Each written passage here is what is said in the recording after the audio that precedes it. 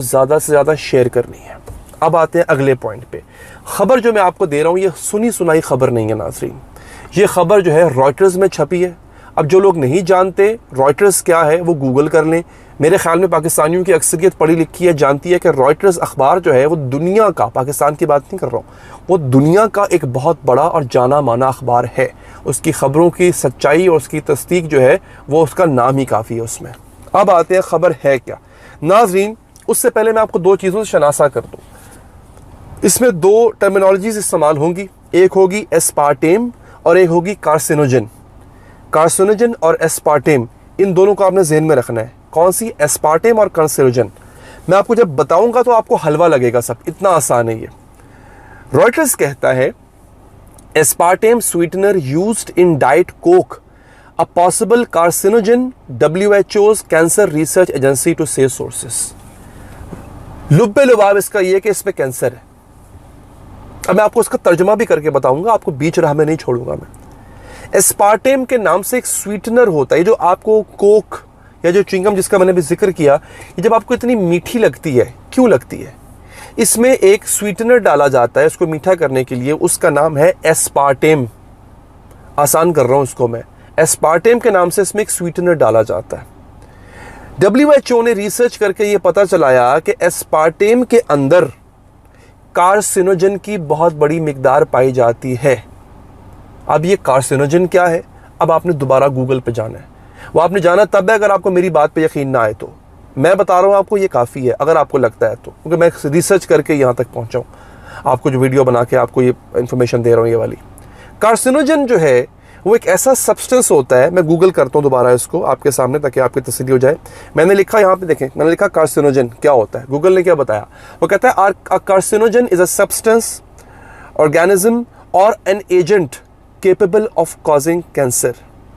वो कहता है कि कार्सिनोजन एक ऐसा मवाद या ऐसा मादा होता है जो कि कैंसर के पैदा होने की वजह बनता है।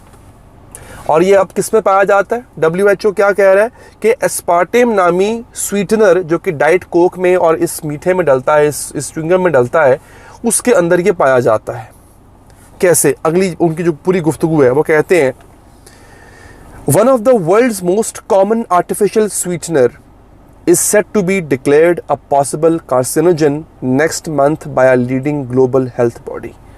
वो कहते हैं कि एक इंतहाई कॉमन यूज़ होने वाला, यानी कि बहुत आम तौर पे बहुत ज़्यादा यूज़ होता है एस्पार्टेम, उसको जो है वो अगले महीने जुलाई से, अभी चूँकि मैं ईद पे वीडियो बना रहा हूँ, अगले महीने जुलाई से उसको बाकायदा तौर पे डिक्लेयर कर दिया जाएगा कि जनाब इसके अंदर कैंसर का मादा पाया जाता है।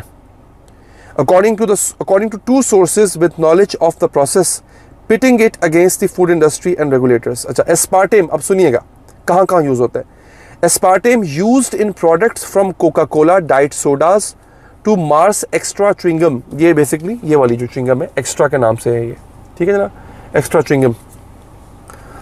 अच्छा, ये बेसिकली इंपोर्टेड है, पाकिस्तान में नहीं बनती है।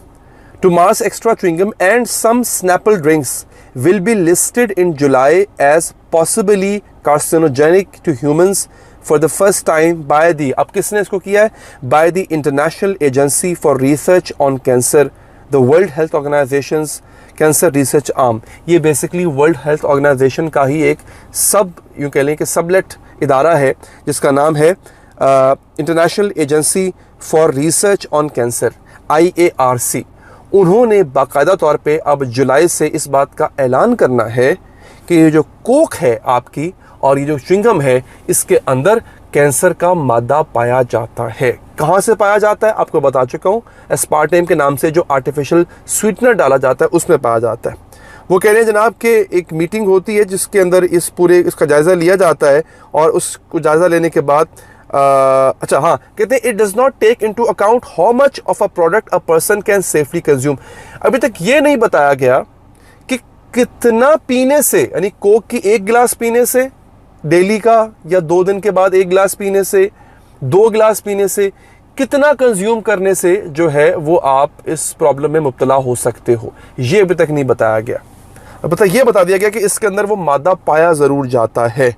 अब अगेन मैं आपसे रिक्वेस्ट करूंगा, Jennifer Rigby and Richa Naidu, ये स्टोरी जो है 29 जून दोपहर 2:44 पे पब्लिश होती है। रॉयटर्स REUTERS रॉयटर्स पे जाके आपने खुद देख लेना है। और इस स्टोरी को जेनिफर रिग्बी और रिचा नायडू ने पब्लिश किया है, 2 रिपोर्टर्स ने इस पे काम किया है। अब मैं आपको ये जो बात बता रहा हूँ उसका मकसद नाज़रीन सिर्फ ये है ताकि आपको ये अबहाम ना रहे। बाज़ लोग मुझ पे ये भी कहते हैं जनाब तुम सिर्फ सनसनी फैलाने के लिए ऐसी खबर दे रहे हो। नहीं, ये खबर हकीकत है और इस खबर को तस्दीक इसकी रॉयटर्स कर रहा है। WHO IARC वो इसकी तस्दीक कर रहे हैं कि हाँ हमने इस पर रिसर्च की है। मैं अगर आपको पर्सनली अपना बताऊँ नाज़रीन, ये आज चूँकि ईद का दिन है तो मेरे घर के ऊपर जो है वो मेहमान भी आए हुए हैं, गोश्त वोश्त पका हुआ है, तो ये चीज़ जो है वो मेरे घर में आई है।